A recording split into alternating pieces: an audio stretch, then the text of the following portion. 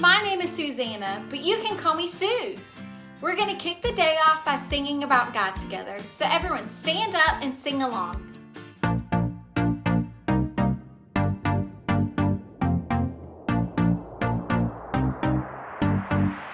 You know when I'm lonely, you know when I'm sad, I know. And then you are with me, yeah, you are with me. You know when I'm worried, you know when I'm mad, I know. And then I can trust you, yeah, I can trust you. You don't want perfection, you just want my best. And when my mind is racing, you will give me rest. God is greater, greater than my feelings. He knows everything, He knows everything. God is greater, greater than my feelings. He knows everything, He knows everything.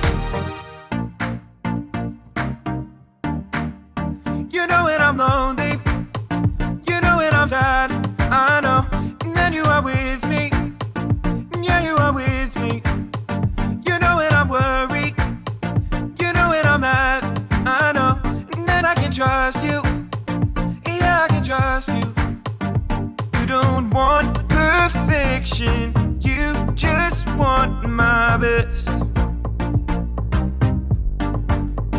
And when my mind is racing, you will give me rest. God is greater, greater than my feelings. He knows everything, He knows everything. God is greater, greater than my feelings. He knows everything, He knows everything. You are greater than all I feel. You know it all and you always will. I trust in you with all that I've got. Doesn't even matter if I feel it or not. You are greater than all I feel. You know it all and you always will. I trust in you with all that I've got. Doesn't even matter if I feel it or not. God is greater, greater than my feelings. He knows everything, He knows everything. God is greater, greater than my feelings. He knows everything, He knows everything.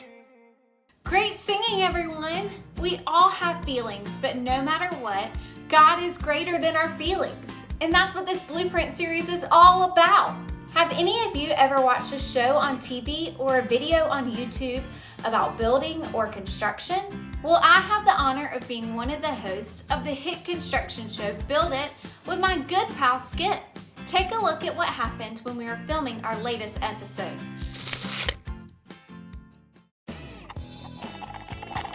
Hey Skip, how's it going? Did you get that toilet situation fixed? Suze. Toilet situation? We don't have time for your bathroom humor today. I expected more from you. What? No, Skip, don't you remember? The pipes are broken and now the toilet is out of order. If we try to use it, it will literally explode, like water everywhere. Never fear, I just need to brush up. Maybe we should call a plumber? Nah, I got this. Okay, well, I wouldn't wait too long if I were you. It's the only toilet in the building, and if it's not working, that could spell trouble. Suze, you worry too much. It'll get done. I'm counting on you. We don't have a lot of time. But really, what is time? Plus, I just need to finish a few things around here. Like this Zing Cola. 128 ounces of pure deliciousness. Now, this Minecraft tower isn't going to build itself. And if I had to choose between Minecraft and a toilet, well, that's a no-brainer.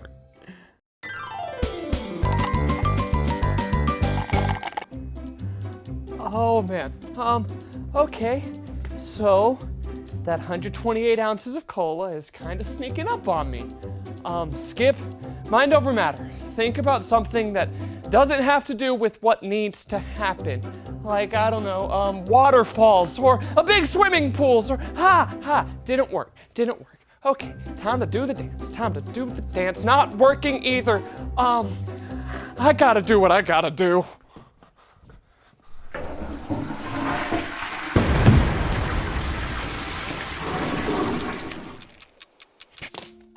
This is not a good look. What have I done? Oh no, Skip. I was gonna ask what happened, but I think I already know. Suze, this is awful. Today was going so great.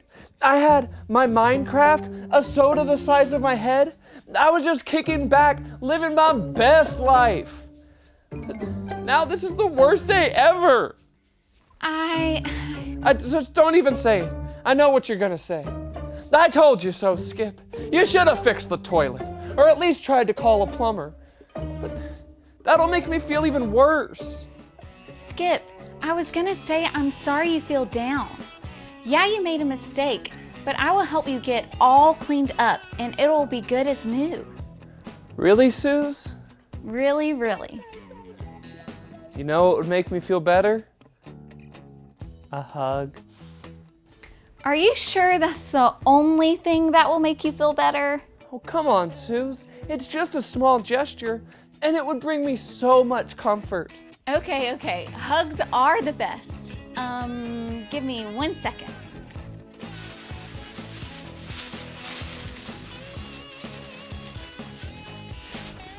Okay, ready for that hug now.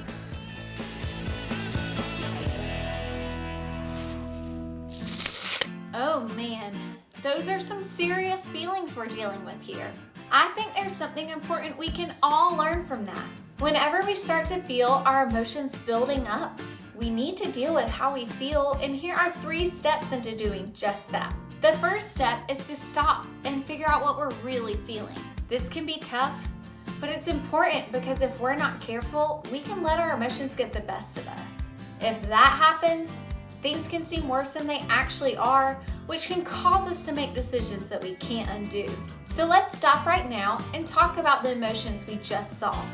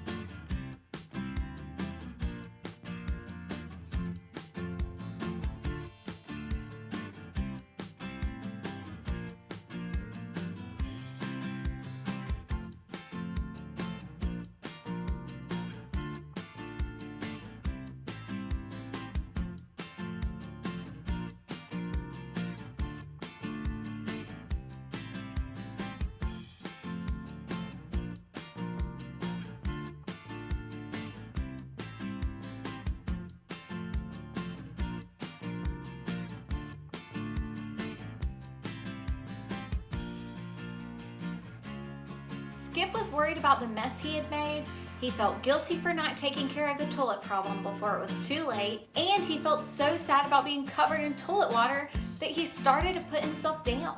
When we don't take time to deal with feelings like these, we'll miss out on the joy that comes from knowing that God wants to be a friend who comforts us when we're down. So now that we've stopped and figured out how we're feeling, the next thing we need to do is look.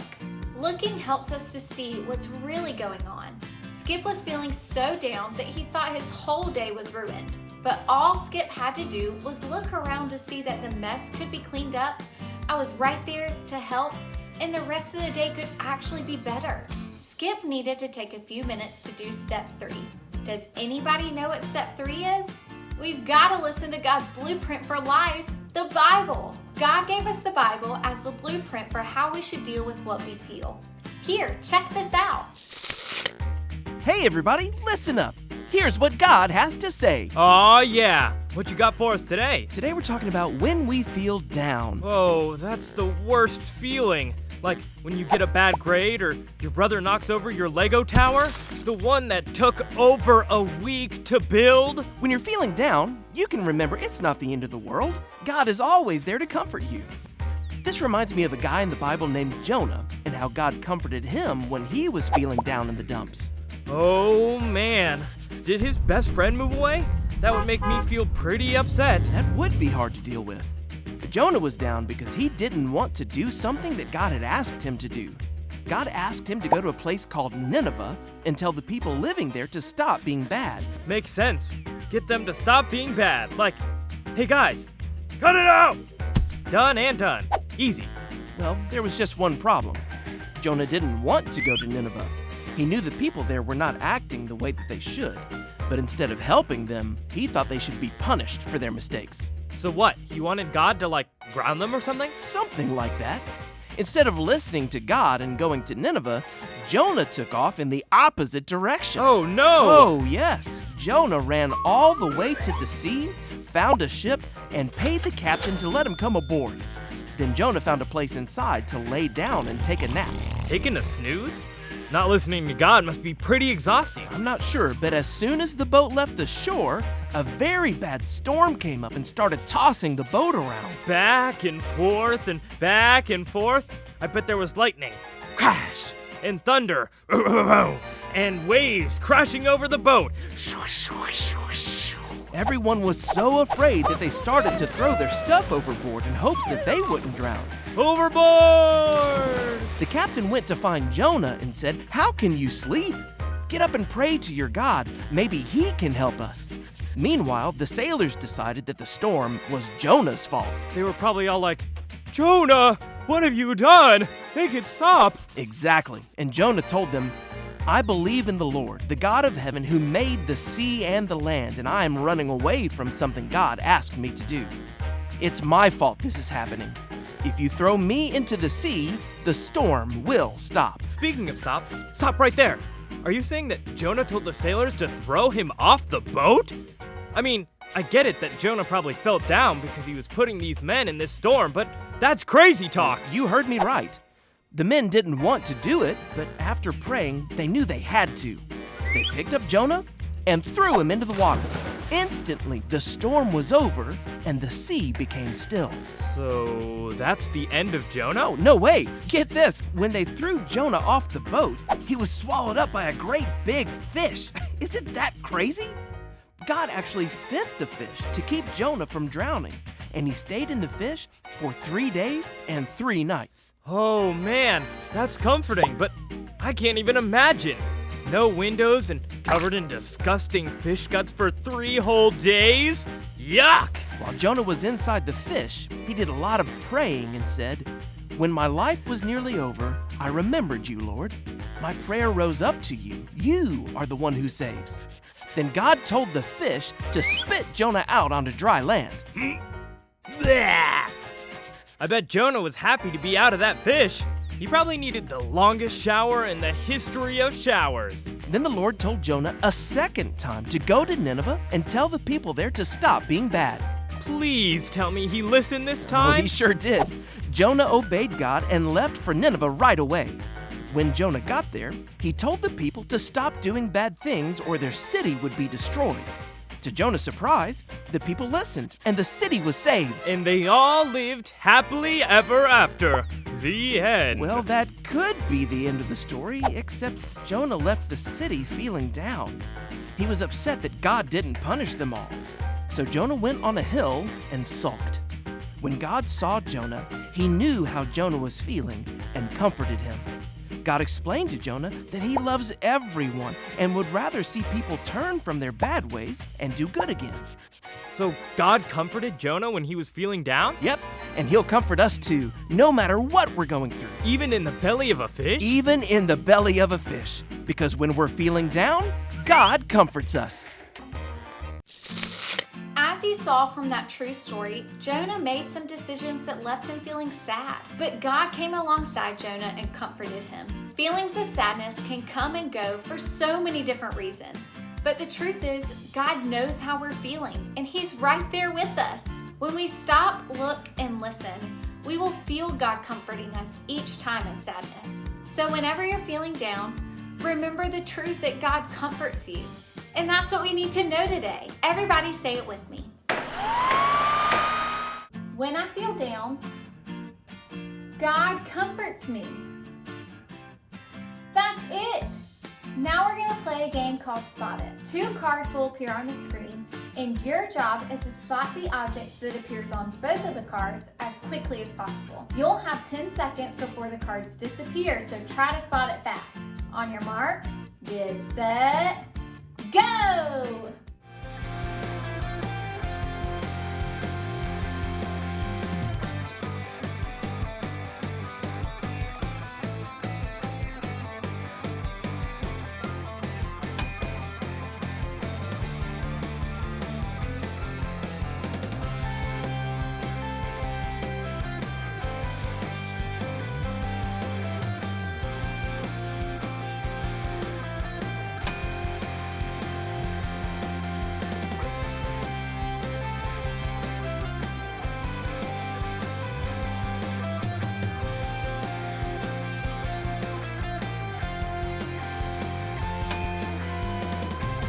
Great game, everyone!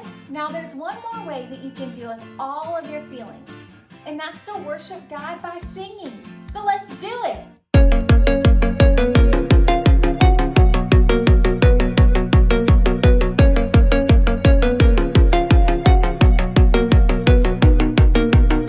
I wake up and start my day. I'll read your words, see what you say. That's what I do. That's loving you.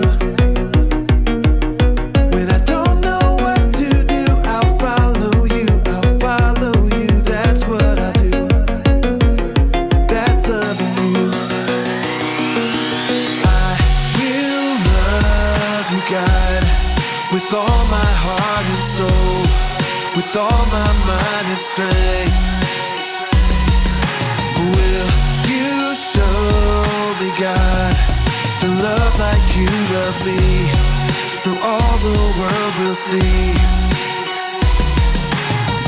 When things don't go my way, I'll talk to you, hear what you say. That's what I do. That's loving you.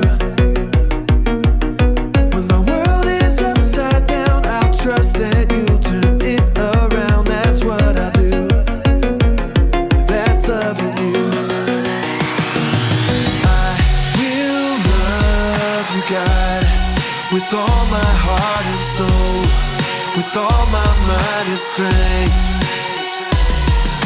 Will you show me, God, to love like you love me, so all the world will see? I will love you, God, with all my heart and soul, with all my mind and strength. Will you show me, God, to love like you love me, so all the world will see?